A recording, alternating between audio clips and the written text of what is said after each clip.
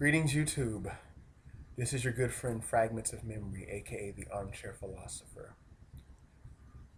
I do this video in dedication to a YouTuber by the name of Kareem1979. Now, he doesn't make any vids. In fact, he's merely a viewer, but not a video maker. Hopefully, one day he'll be making some videos of his own. He seems to be a very insightful gentleman. He sent me an email talking about what it means to be cool. And it was just very fascinating. All of our lives, we try to look cool. We buy the latest clothes. We buy into the latest trends or the latest fads. But does that make us cool? Many, or rather much of pop culture will tell you that to be cool is to drive this type of car, is to live in this type of neighborhood, is to wear this type of clothing, is to wear this type of jewelry, or it is to have this type of woman. Now, all of these things are based on an illusion. I do agree with the email in many respects because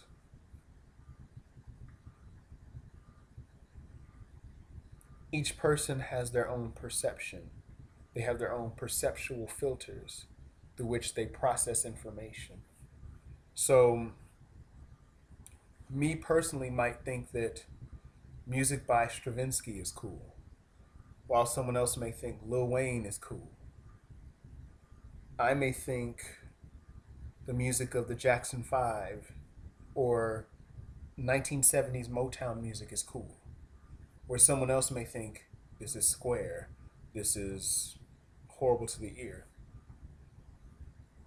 I'm an avid fan of science fiction and fantasy and other forms of speculative fiction. I think that's cool. Not everyone does. Some people would think that was boring or it lacks some form of excitement. And to me, I think it's foolish that excitement is getting drunk and trying to party like a rock star. I think that's some foolish stuff. And going into the club and possibly getting into some drama. But that's how it goes. What's cool to me isn't cool to everybody. In fact, there's this whole song. It's by a group called The Tower of Power. It was called What is Hip? And they break it down on what does it mean to be hip. And this email that I was sent just really put some things into perspective for me. And it made me ask this question: what is that which is lasting? Because as the song What is Hip says, what's hip today might tomorrow become passé. So what's cool, often its definitions change. In fact, the very concept of what is hip and what is cool is fleeting. It's ephemeral. It changes just as the wind changes. And I'd like to be steady. So I would recommend to everyone, and this may sound trite and this may sound cliche, but be yourself. Even if it isn't acceptable to certain people's sensibilities. Maybe that's a crowd you shouldn't really be hanging around if you are who you are. And sometimes the crowds we want to hang with sometimes isn't the crowd we need to hang with. Now, I really don't want to make this vlog about trying to pontificate to you some ideology. That's not really what I'm trying to do. This is me just sorting out things in my own personal life. Now, a little background about me, because I know I get a little personal on these vlogs. I was a kid that grew up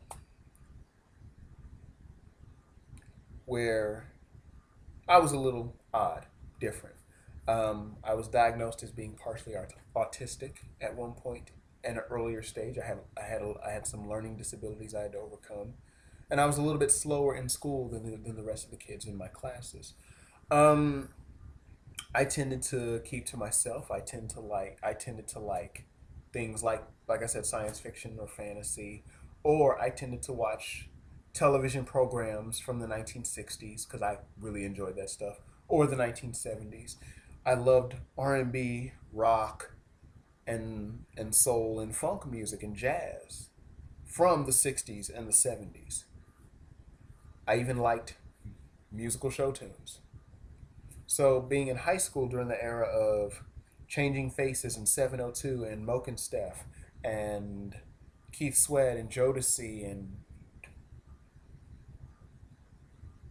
or Tupac and Biggie, when everybody was listening to Bone Thugs and Tupac and Biggie and Crucial Conflict, I was listening to Diana Ross and the Supremes and Marvin Gaye and the Jackson Five and Stevie Wonder, and the original cast recording of Cats and Phantom and musicals and so forth.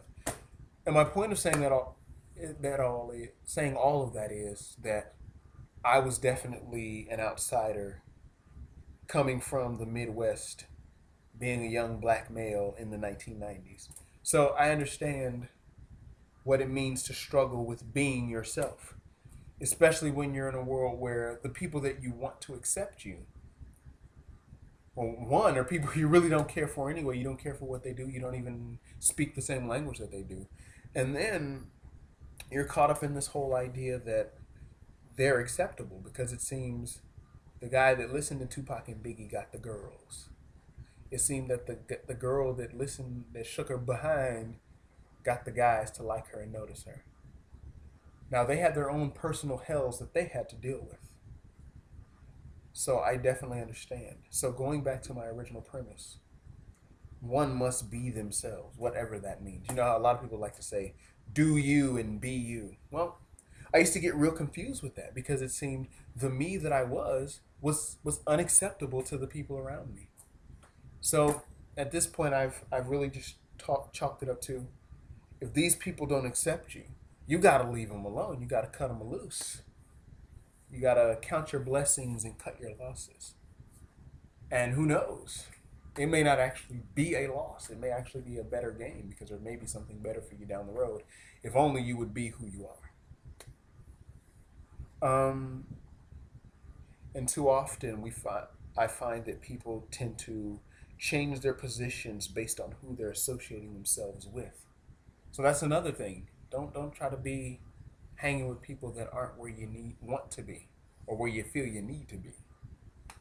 Like if I'm trying to live righteously, I don't want to hang out with a dude that's shooting craps and drinking alcohol and running away from his baby mama. I need to be with a guy that I hang around with people that, you know, whether it's a guy as my rolling dog, you know, I need to hang out with Bobby who's trying to get his degree and trying to live righteously and maybe has the same faith as me.